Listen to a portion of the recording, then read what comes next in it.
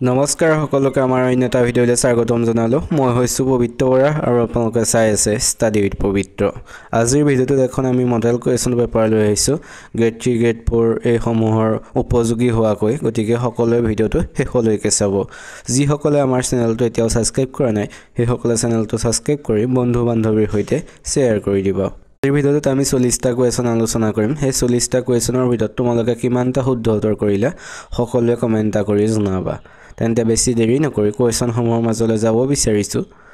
আজিৰ প্ৰথম কুৱেশ্যনটো সুধিছে, প্ৰথম অসমীয়া আলোচনী অৰুণোদয় ক'ৰ পৰা প্ৰকাশিত হৈছিল?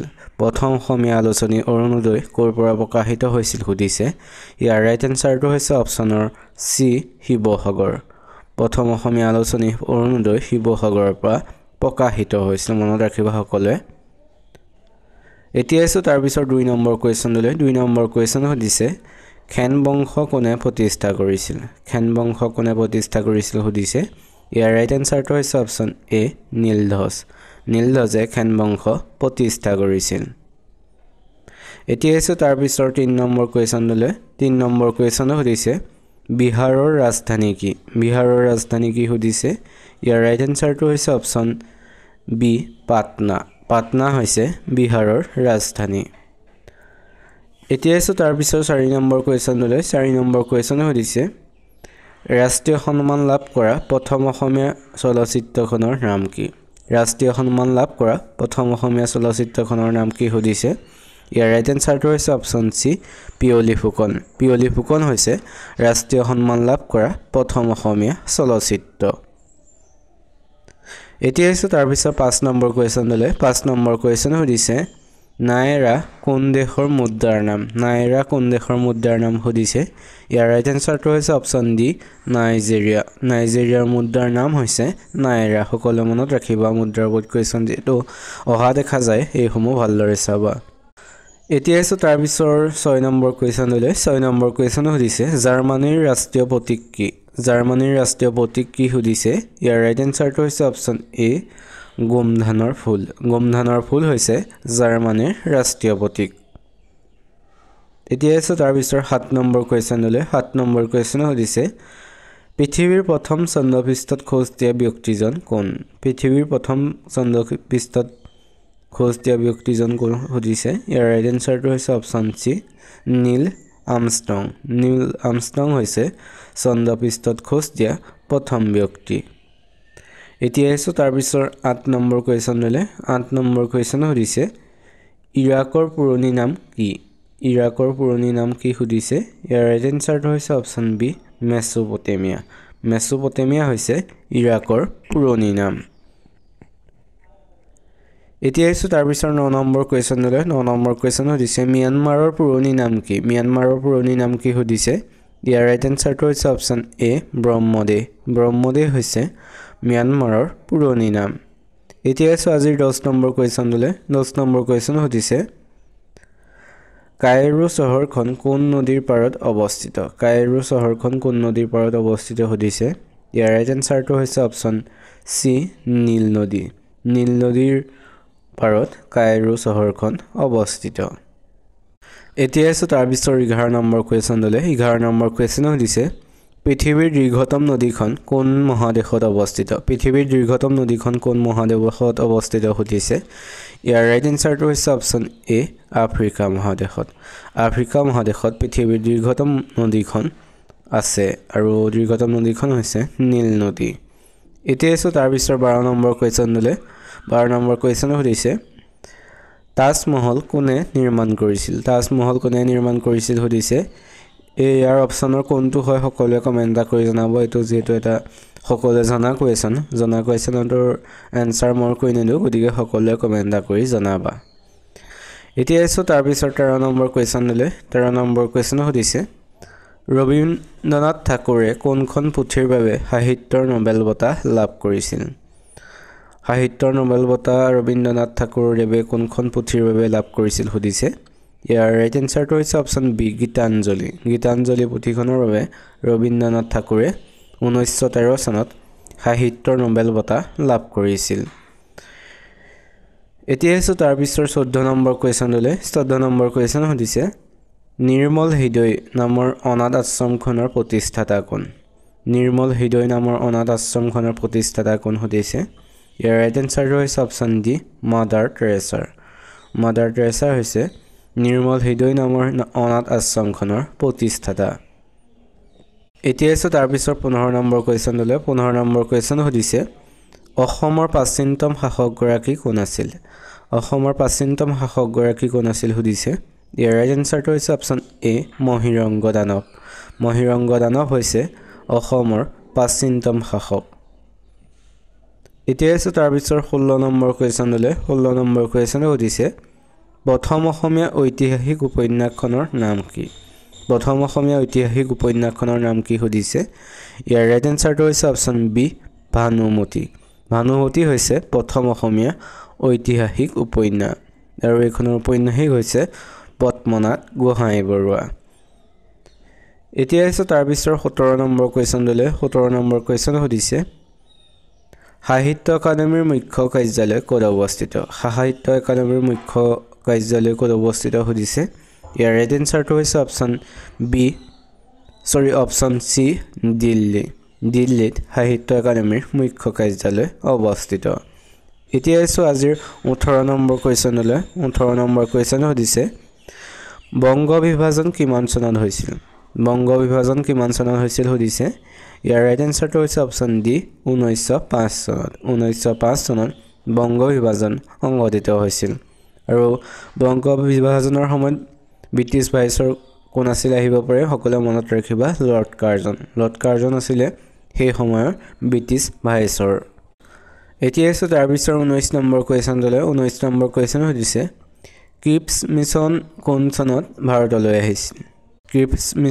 চনত ভাৰতলৈ আহিছিল সুধিছে ইয়াৰ ৰাইট এনসাৰটো হৈছে অপচন এ 1942 চনত ক্ৰিপছ মিছন ভাৰতলৈ আহিছিল এতিয়া আছে আজিৰ 20 নম্বৰ কোৱেশ্চনলৈ 20 নম্বৰ কোৱেশ্চন সুধিছে তলৰ কোনটো গ্ৰহ আটাইতকৈ উজ্জ্বল সুধিছে ইয়াৰ অপচন দিছে অপচন এ মংগল অপচন বি বুধ গ্ৰহ অপচন চি শুক্ৰ গ্ৰহ অপচন ডি বৃহস্পতি গ্ৰহ এই অপচন কেইটাৰ ভিতৰত শুদ্ধ উত্তৰটো হৈছে অপচন চি শুক্ৰ গ্ৰহটো হৈছে আটাইতকৈ উজ্জ্বল গ্ৰহ তোমালোকে আজিৰ ভিডিঅ'টো চাই কেনেকুৱা পাইছা সকলোৱে কমেণ্ট কৰি জনাবা যদি ভাল পাইছা তেনেহ'লে চেনেলটো সাবস্ক্ৰাইব কৰি বন্ধু বান্ধৱীৰ সৈতে শ্বেয়াৰ কৰি দিবা এতিয়া আছে তাৰ পিছৰ আজিৰ 21 নম্বৰ কোৱেশ্চনলৈ 21 নম্বৰ কোৱেশ্চন সুধিছে তাপৰ এছআই একক কি সুধিছে ইয়াৰ ৰাইট এনসাৰটো হৈছে অপচন এ জুল হৈছে তাপৰ এছআই একক এতিয়া আছে তাৰ পিছৰ 22 নম্বৰ কোৱেশ্চনলৈ 22 নম্বৰ কোৱেশ্চন সুধিছে আমাৰ শৰীৰত সৰ্বাধিক দ্ৰুত উৎপাদন হোৱা ভিটামিন কি আমাৰ শৰীৰত সৰ্বাধিক দ্ৰুত উৎপাদন হোৱা কোনটো ভিটামিন হয় সুধিছে ইয়াৰ ৰাইট এনসাৰটো হৈছে অপচন চি ভিটামিন ডি আমাৰ শৰীৰত সৰ্বাধিক দ্ৰুত উৎপাদন হোৱা ভিটামিন হৈছে ভিটামিন ডি এতিয়া আছে তাৰ পিছত 23 নম্বৰ কোৱেশ্চনলৈ 23 নম্বৰ কোৱেশ্চন সুধিছে কোন চনত ভাৰতৰ প্ৰথম পঞ্চবাৰ্ষিক পৰিকল্পনা আৰম্ভ হৈছিল সুধিছে ইয়াৰ ৰাইট এনসাৰটো হৈছে অপচন ডি 1951 চনত ভাৰতৰ প্ৰথম পঞ্চবাৰ্ষিক পৰিকল্পনা আৰম্ভ হৈছিল এতিয়া আছে তাৰ পিছত 24 নম্বৰ কোৱেশ্চনলৈ 24 নম্বৰ কোৱেশ্চন সুধিছে ভাৰতীয় সংবিধানৰ কোনটো অনুচ্ছেদত শিক্ষাক মৌলিক অধিকাৰ হিচাপে অন্তৰ্ভুক্ত কৰা হৈছে ভাৰতীয় সংবিধানৰ কোনটো অনুচ্ছেদত শিক্ষাক মৌলিক অধিকাৰ হিচাপে অন্তৰ্ভুক্ত কৰা হৈছে সুধিছে ইয়াৰ ৰাইট এনসাৰটো হৈছে অপচন বি 21A অনুচ্ছেদৰ জৰিয়তে শিক্ষাক মৌলিক অধিকাৰ হিচাপে অন্তৰ্ভুক্ত কৰা হৈছে এতিয়া আছে তাৰ পিছত 25 নম্বৰ কোৱেশ্চনলৈ 25 নম্বৰ কোৱেশ্চন সুধিছে অসমৰ প্ৰথম মন্ত্ৰীসভাৰ সদস্য কোন আছিল সুধিছে ইয়াৰ ৰাইট এনসাৰটো হৈছে অপচন এ সুৰেণ বুঢ়াগোহাঁই হৈছে অসমৰ প্ৰথম মন্ত্ৰীসভাৰ সদস্য এতিয়া আছে তাৰ পিছত 26 নম্বৰ কোৱেশ্চনলৈ 26 নম্বৰ কোৱেশ্চন সুধিছে স্বাধীন ভাৰতৰ প্ৰথম গভৰ্ণৰ জেনেৰেল কোন আছিল সুধিছে ইয়াৰ ৰাইট এনসাৰটো হৈছে অপচন বি লৰ্ড মাউণ্টবেটেন হৈছে স্বাধীন ভাৰতৰ প্ৰথম গভৰ্ণৰ জেনেৰেল এতিয়া আছে তাৰ পিছত 27 নম্বৰ কুৱেশ্যনলৈ 27 নম্বৰ কুৱেশ্যন সুধিছে হৰ্ষচৰিত কাৰ ৰচনা হৰ্ষচৰিত কাৰ ৰচনা সুধিছে ইয়াৰ ৰাইট এনসাৰটো হৈছে অপচন এ বাণভট্ট বাণভট্টই হৰ্ষচৰিত ৰচনা কৰিছিল এতিয়া আছে তাৰ পিছত 28 নম্বৰ কুৱেশ্যনলৈ 28 নম্বৰ কুৱেশ্যন সুধিছে ভাৰতৰ নাইটিংগেল বুলি কাক কোৱা হয় ভাৰতৰ নাইটিংগেল বুলি কাক কোৱা হয় সুধিছে ইয়াৰ ৰাইট এনসাৰটো হৈছে অপচন সি সৰোজিনী নাইডুক ভাৰতৰ নাইটিংগেল বুলি কোৱা হয় এতিয়া আছে তাৰ পিছত 29 নম্বৰ কুৱেশ্যনলৈ 29 নম্বৰ কুৱেশ্যন সুধিছে লাল বাহাদুৰ শাস্ত্ৰীৰ সমাধিস্থলক কি বুলি জনা যায় লাল বাহাদুৰ শাস্ত্ৰীৰ সমাধিস্থলক কি বুলি জনা যায় সুধিছে ইয়াৰ ৰাইট এনসাৰটো হৈছে অপচন বি বিজয়ঘাট লাল বাহাদুৰ শাস্ত্ৰীৰ সমাধিস্থলক বিজয়ঘাট বুলি জনা যায় এতিয়া আছে তাৰ পিছত আজি 30 নম্বৰ কুৱেশ্যনলৈ 30 নম্বৰ কুৱেশ্যন সুধিছে জৱাহৰলাল নেহৰুৰ সমাধিস্থলক কি বুলি জনা যায় জৱাহৰলাল নেহৰুৰ সমাধিস্থলক কি বুলি জনা যায় সুধিছে ইয়াৰ ৰাইট এনসাৰটো হৈছে অপচন এ শান্তিবন জৱাহৰলাল নেহৰুৰ সমাধিস্থলক শান্তিবন বুলি জনা যায় এতিয়া আছে তাৰ পিছত আজি 31 নম্বৰ কুৱেশ্যনলৈ 31 নম্বৰ কুৱেশ্যন সুধিছে আমচাং অভয়াৰণ্য কোন জিলাত অৱস্থিত আমচাং অভয়াৰণ্য কোন জিলাত অৱস্থিত সুধিছে ইয়াৰ ৰাইট এনসাৰটো হৈছে অপচন সি কামৰূপ জিলাত আমচাং অভয়াৰণ্যখন অৱস্থিত তোমালোকে কিমানটা শুদ্ধ কৰিছা সকলোৱে কমেন্ট নকৰাকৈ নাথাকিবা সকলোৱে কমেন্ট কৰিবা আমি প্ৰশ্নটো কোৱাৰ পিছত উত্তৰটো কোৱাৰ আগত সকলোৱে কমেন্ট কৰি যাবা আনসাৰটো কি হয় আৰু শেষত হিচাপ কৰি চাবা কিমানটা শুদ্ধ কৰিছা কিমানটা ভুল কৰিছা এতিয়া আছে তাৰ পিছত 32 নম্বৰ কুৱেশ্যনলৈ 32 নম্বৰ কুৱেশ্যন সুধিছে বিশ্ব ৰক্তদান দিৱস কেতিয়া পালন কৰা হয় বিশ্ব ৰক্তদান দিৱস কেতিয়া পালন কৰা হয় সুধিছে ইয়াৰ ৰাইট এনসাৰটো হৈছে অপচন বি 14 জুন তাৰিখে বিশ্ব ৰক্তদান দিৱস পালন কৰা হয় এতিয়া আছে তাৰ পিছত 33 নম্বৰ কুৱেশ্যনলৈ 33 নম্বৰ কুৱেশ্যনে সুধিছে বি বৰুৱা কৰ্কট প্ৰতিষ্ঠান ক'ত অৱস্থিত বি বৰুৱা কৰ্কট প্ৰতিষ্ঠান ক'ত অৱস্থিত সুধিছে ইয়াৰ ৰাইট এনসাৰটো হৈছে অপচন ডি গুৱাহাটীত বি বৰুৱা কৰ্কট প্ৰতিষ্ঠানখন অৱস্থিত এতিয়া আছে তাৰ পিছত 34 নম্বৰ কুৱেশ্যনলৈ 34 নম্বৰ কুৱেশ্যন সুধিছে অসমৰ স্বাস্থ্য বিভাগৰ স্বাস্থ্য সেৱা হেল্পলাইনৰ নাম কি অসমৰ স্বাস্থ্য বিভাগৰ স্বাস্থ্য সেৱা হেল্পলাইনৰ নাম কি সুধিছে ইয়াৰ ৰাইট এনসাৰটো হৈছে অপচন এ সাৰথি হৈছে অসমৰ স্বাস্থ্য বিভাগৰ স্বাস্থ্য সেৱা হেল্পলাইনৰ নাম এতিয়া আছে তাৰ পিছত আজি 35 নম্বৰ কুৱেশ্যনলৈ 35 নম্বৰ কুৱেশ্যনটো সুধিছে ৰাজ্যপালৰ কাৰ্যকাল কিমান বছৰ সুধিছে ইয়াৰ ৰাইট এনসাৰটো হৈছে অপচন সি 5 বছৰ ৰাজ্যপালৰ কাৰ্যকাল হৈছে 5 বছৰ এতিয়া আছে তাৰ পিছত 36 নম্বৰ কুৱেশ্যনলৈ 36 নম্বৰ কুৱেশ্যন সুধিছে সদৌ অসম ৰায়ত সভা কেতিয়া গঠিত হৈছিল সুধিছে ইয়াৰ ৰাইট এনসাৰটো হৈছে অপচন ডি 1933 চনত সদৌ অসম ৰায়ত সভা গঠিত হৈছিল এতিয়া আছে তাৰ পিছত 37 নম্বৰ কুৱেশ্যনলৈ 37 নম্বৰ কুৱেশ্যন সুধিছে চিকমিক বিজুলী ছবিখনে কিমান চনত মুক্তি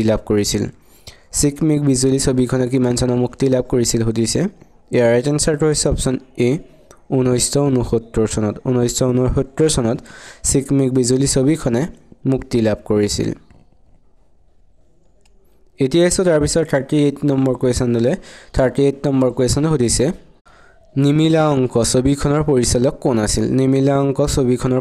কোন আছিল সুধিছে ইয়াৰ ৰাইট এনসাৰটো হৈছে অপচন সি লক্ষ্যধৰ চৌধুৰী হৈছে নিমিলা অংক ছবিখনৰ পৰিচালক এতিয়া আছে তাৰ পিছত আজি 39 নম্বৰ কুৱেশ্যনলৈ 39 নম্বৰ কুৱেশ্যন সুধিছে বৰদলৈ ট্ৰফী কি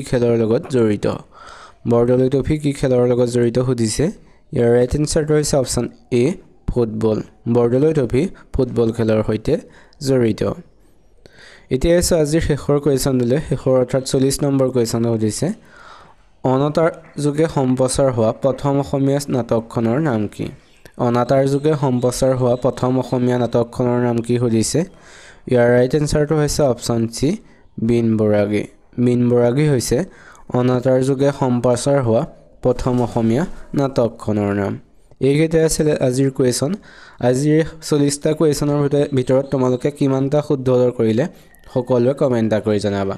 যিসকলে আমাৰ চেনেলটো এতিয়াও ছাবস্ক্ৰাইব কৰা নাই সেইসকলে চেনেলটো ছাবস্ক্ৰাইব কৰি ভিডিঅ'টোত এটা লাইক কৰি বন্ধু বান্ধৱীৰ সৈতে শ্বেয়াৰ কৰি দিবা। যিসকলে ADRE, আছাম পুলিচ, SI এইসমূহ DSS এইসমূহ পৰীক্ষাৰ বাবে প্ৰিপাৰেশ্যন কৰি আছে সেইসকলৰ বাবে ভিডিঅ'টো শ্বেয়াৰ কৰি দিবা আৰু যিসমূহ গ্ৰুপ আছে এডুকেশ্যনেল সেইসমূহতো পাৰা যদি সকলোৱে শ্বেয়াৰ এটা কৰি দিবা আৰু কেনেকুৱা পালা কমেণ্ট কৰিব সকলোৱে নাপাহৰিবা। তেন্তে আজিলৈ ভিডিঅ'টো ইমানেই, ধন্যবাদ।